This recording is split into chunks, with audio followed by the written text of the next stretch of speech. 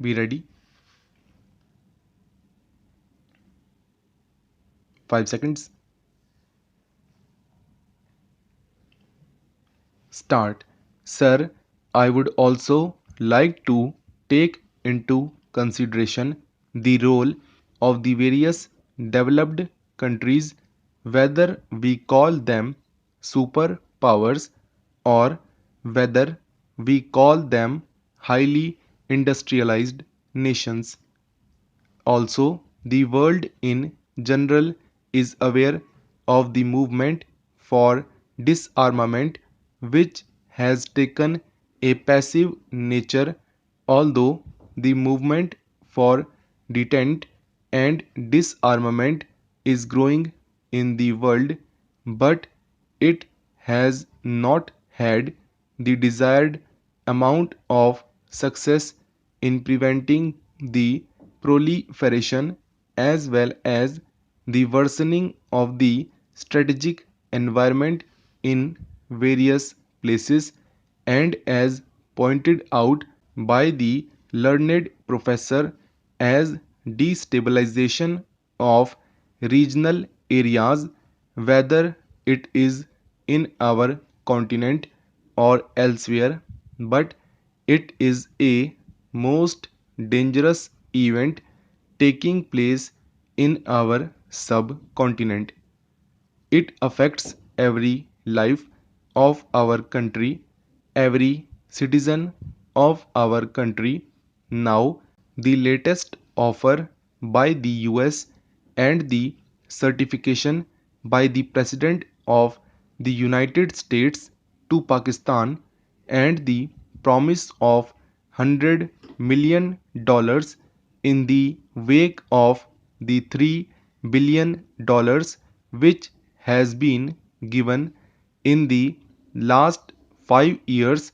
and the $4 billion coming in the next 5 to 6 years is not very clear whether the AVAX, that is airborne warning and control systems, which is sought to be given to Pakistan as the published reports indicate, is part and parcel of that. As has been brought out by various members, this sophisticated and highly complex command, control, and communication system will make a sea change in the entire security environment and will also induce an arms race amongst the various developing countries, including ours. This, to my mind, is another way of following the old accepted theory that war is a continuation of the state policy by other means.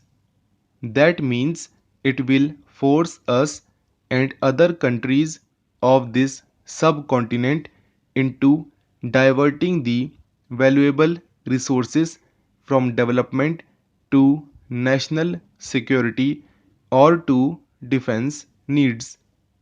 If we see the type of equipment and weapons which have been given,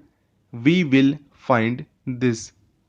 One is the harpoon missiles, which cannot be used anywhere but in the sea, and over again spokesmen from our government have raised it in this house that it cannot be used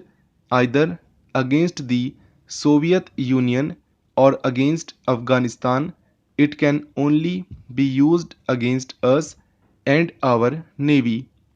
The Abrams heavy tank, which the learned professor has mentioned, can only be used in the plains. Along with the formation of the Central Command and the Rapid Deployment Force of the United States, this area, which had been free from nuclear threat will now have this threat for times to come, and we have to ponder over it, and government will have to do some serious thinking how to neutralize and how to minimize its effect, the threat which is to our country. If we also compare India's track record as far as nuclear energy development program or use of nuclear energy is concerned, we will see that right from the early 50s or even the late 40s, we had taken recourse to borrowing technology from Canada,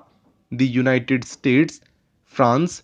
and other advanced countries, but today we are in a position where we have not only added to our indigenization efforts and innovated and reached a position of self reliance in technology, but we are also in a position where we can help other third world countries. In the last general body meeting of the International Atomic Energy Authority in Vienna, the superpowers were not keen to transfer technology to the poorer and the developing third world countries, which are at the moment suffering from shortage of funds as well as energy. But on the other hand, pressure was put on India to sign the NFT, which India rightly has been refusing, and it goes to the credit of our scientists that we made a commitment on behalf of India that we would share our technology and our expertise in the field of nuclear power generation with the developing third world countries at a time when nobody was willing to share it with them. While we have been keeping up to our principles and thesis of peaceful use of atomic energy and have gone ahead with fast breeder technology reactors, we have in the field of medicines, we have also set up research centers for the fast breeder technology reactors. We have, by our tolerance and principled stand, not gone in for the uranium enrichment facilities which our scientists are capable of. This, I suppose, is being taken as a weakness and not as our principled stand. Therefore, this advantage which is being taken by the United States of America and Pakistan must be taken serious note of. It is another matter of serious concern and of significance that the stepping up of arms race as well as stepping up of activities to destabilize our country were intensified in 1980 and more specifically after then 7th non-aligned conference here in Delhi.